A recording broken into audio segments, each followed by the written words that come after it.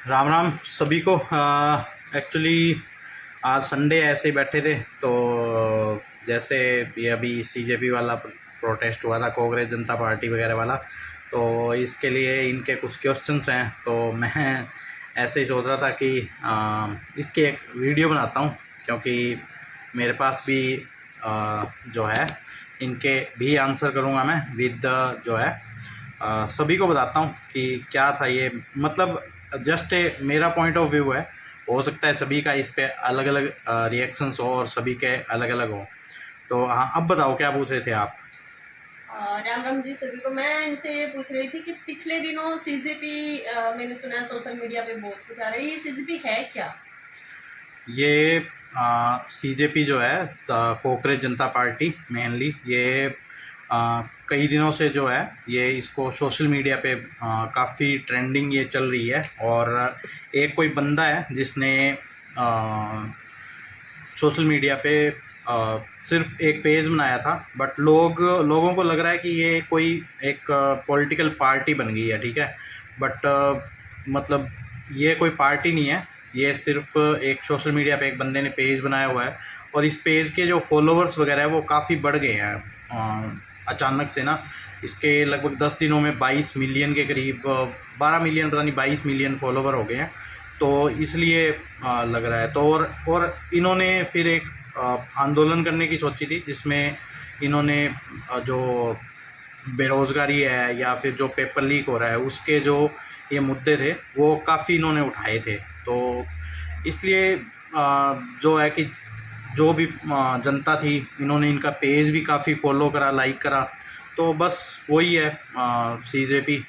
और कुछ नेक्स्ट मेरा यह था कि इसको कॉकरेज क्यों बोला जा रहा है, मतलब हर बंदा कॉकरेज कॉकरेज, ये मतलब कॉकरेज वाला क्या है? सीजेपी चलो इसका जो शॉर्ट फॉर्म आर्ट है, बट कॉकरेज कैसे निकाला? कॉकरेज वाला ये नाम क्यों पड़ा?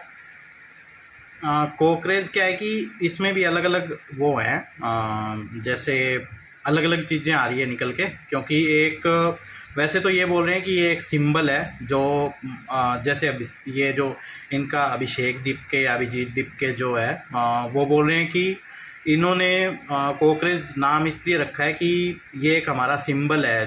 कोकरेज जो है वो वर्स्ट से वर्स्ट सिचुएशन, जो बुरी से बुरी सिचुएशन होती है, उसके अंदर भी ज़िंदा रह सकता है और मतलब कहीं भी सरवाइव कर सकता है। तो इसलिए इन्होंने वो उसको सिंबोलिज़्म लिया है कि कॉकरेज को, कि मतलब बहुत बुरी हालत है फिर भी वो ज़िंदा है, तो इसलिए। बट वैसे बोल रहे हैं कि एक बीच में ये भी आ रहा था कि एक कोई जज थे जो शायद हाई कोर्ट के जज थे, उन्होंने वहाँ पे अपने उसके अंदर जो उनकी कोई स्टेटमेंट थी उसके अंदर उन्होंने बेरोज़गार जो युवा थे या जो आंदोलन कर रहे थे उनको उन्होंने कॉकरेज बोल दिया था। तो ये वहाँ से भी निकल के आ रहा है कि इसलिए भी उन्होंने उसको अपने उसको कॉकरेज नाम रखा है, कॉकरोच जनता पार्टी।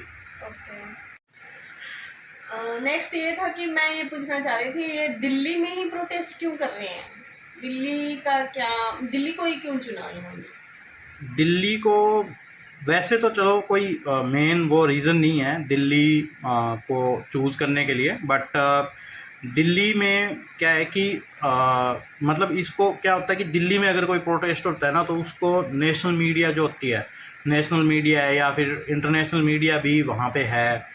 और दिल्ली के अंदर सारे जो भी नेता है, मंत्री है, सब वहाँ पे हैं, ठीक है। तो इसलिए हर कोई उसको फिर कवर करने की सोचता है और हर कोई कवर करता भी है। तो इसलिए क्या है कि वो दिल्ली में करा गया है ताकि वहाँ पे ज़्यादा से ज़्यादा उनका जो प्रोटेस्ट है उसको है ना ज़्यादा से ज़्यादा देखा जाए। और मतलब वो दिल्ली के जंतर मंतर पे उन्होंने करा था, और जंतर मंतर वैसे भी जो है वो इन चीज़ों के लिए वहाँ पे प्रोटेस्ट वगैरह होते रहते हैं, तो मीडिया भी वहाँ पे कवर करती है और सो ऑन। जो इसलिए उन्होंने, क्योंकि वैसे मेनली इनका जो वो था कि दिल्ली में करने का ऐसा कोई मोटिव नहीं था।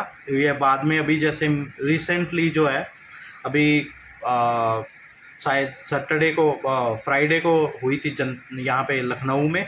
और अभी कल सैटरडे को यहाँ अमृतसर में भी अभिषेक जो जो हैं इनके कॉकरोच जनता पार्टी के जो कॉकरोच जनता पार्टी वाले जो मेन लीडर है बंदा, वो यहाँ इन दोनों प्रोटेस्ट में भी आए थे। बट लखनऊ में भी ये हुआ कि वहाँ पे जो हैं उनको वहाँ से वापस भेज दिया था, क्योंकि वो बोल रहे कि हम जो छात्रों की मांग को लेकर प्रदर्शन कर रहे हैं और इसको हम हाईजैक नहीं करवाना चाहते अपने आंदोलन को, क्योंकि दिल्ली वाला उन्होंने देखा ही था कि दिल्ली वाले में काफ़ी अलग अलग आइडियोलॉजी के लोग चले आए थे। ठीक है, वो ओपन प्रोटेस्ट था जिसमें काफ़ी अलग अलग आइडियोलॉजी के लोग चले आए थे। तो उसको करके क्या हुआ कि वो वाली बात रही नहीं, फिर उसमें उनका जो मेन मुद्दा था वो भटक गया था, और जो अलग अलग लोग थे वो उससे जुड़ गए। उन्होंने जो कई लोग बोल रहे थे कि वो JNU वाले भी आ गए, डफली गैंग वाले, तो उसमें वो चल पड़ा कि सभी अपना अपना कर रहे थे और वो एक तरह से फेल ही हो गया था। तो उसके वैसे दिल्ली में करने का मेन मोटिव यही था कि ज़्यादा से ज़्यादा उनको कवर मिले, बस यही। एक और सवाल था कि ये मैंने सुना कि अभिजीत दिक्के जो है अपने आप को फेमस करना चाहते हैं, जैसे स्टार अट्रैक्शन स्टार जो बनना चाहता है पब्लिक के सामने, जैसे सबका फोकस मेरे पे हो, तो क्या ये सही है? क्या कहना चाहोगे इसमें? ये वैसे तो चलो ये सभी लोग बोल ही रहे हैं, क्योंकि एक बंदा जो बाहर बैठा है चुपचाप और वो एकदम से अचानक से एक पेज बनाता है और फेमस हो जाता है, तो मेनली हाँ कुछ लोगों का ये मानना है कि हाँ है ये चीज़।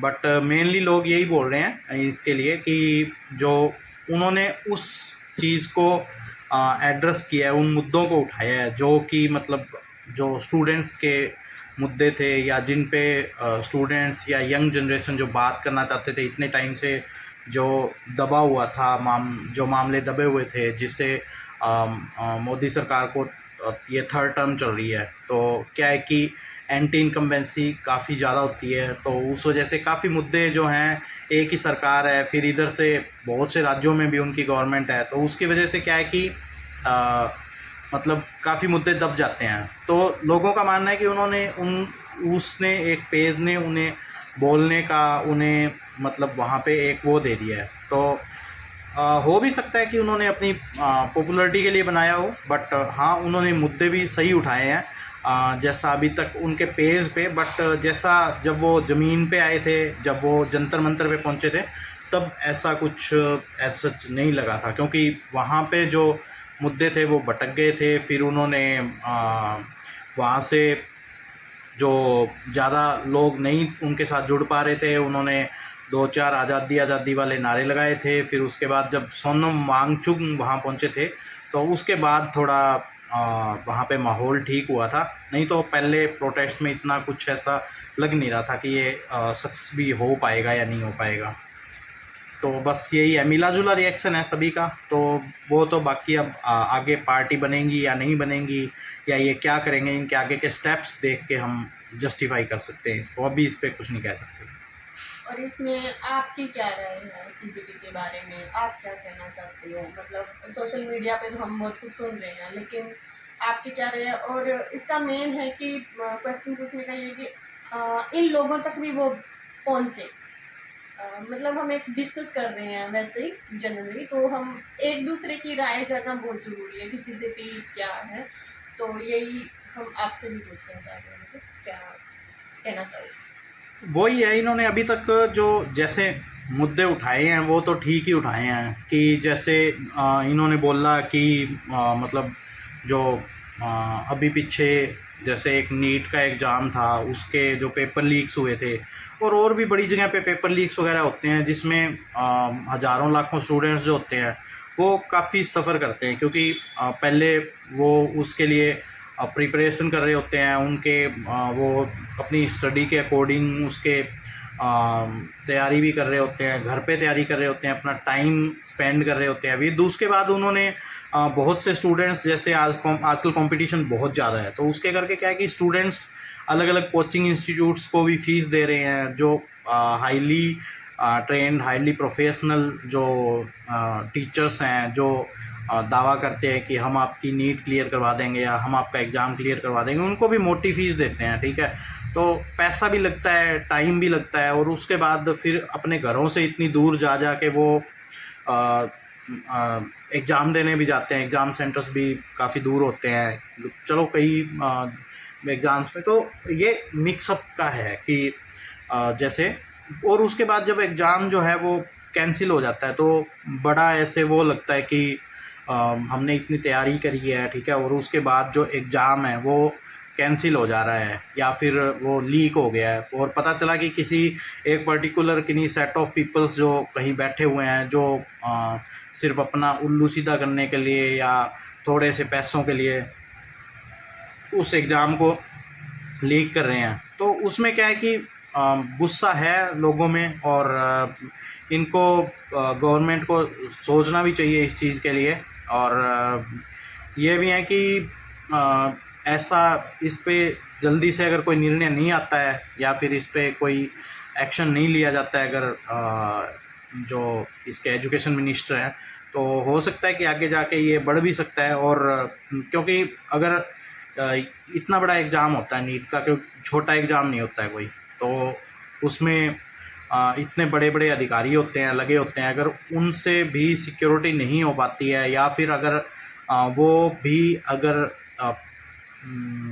पे जो एग्ज़ाम है वो नहीं हैंडल कर पा रहे हैं या नहीं कर पा रहे हैं, सही से नहीं करवा पा रहे हैं, तो फिर सही में ये गवर्नमेंट की एक वो है, अकाउंटेबिलिटी पे सवाल है कि आप एक छोटा तो नहीं चलो, बट एक एग्ज़ाम जो है वो भी प्रॉपर्ली नहीं करवा पा रहे हो, जिसके साथ इतने लाखों जो बच्चे हैं वो डायरेक्टली जुड़े हुए हैं, और इनडायरेक्टली उनके साथ उनके माँ बाप, उनके भाई बहन, उनकी फैमिलीज जुड़ी हुई है, जो का बहुत से बच्चों के साथ डायरेक्टली इनडायरेक्टली कनेक्ट होता है। तो टाइम, पैसा, सब कुछ वेस्ट हो रहा है। तो कहीं ना कहीं सरकार की अकाउंटेबिलिटी बनती है, और उन्हें इस पे जवाब देना भी चाहिए।